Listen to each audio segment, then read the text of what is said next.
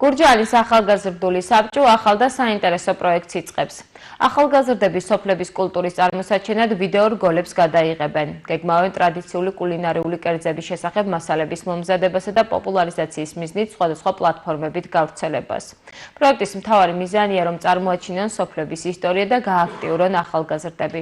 ვიდეო რგოლების გადაღება აპრილიდან დაიწყება.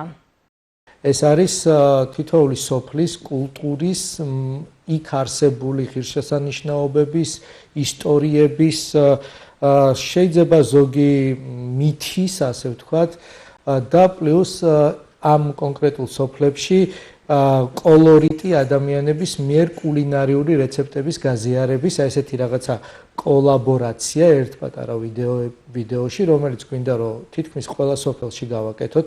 და პლუს ეს ამით არ სრულდება, ჩვენ გვინდა რომ უკვე ის რეცეპტები ვაქციოთ შემდეგ თანამედროვე კულინარიულ შედევრებად, ასე ვთქვათ, და თვითონ ის ადამიანები დავპატიჟოთ, რომლებმაც ეს რეცეპტი მოგვაწოდა.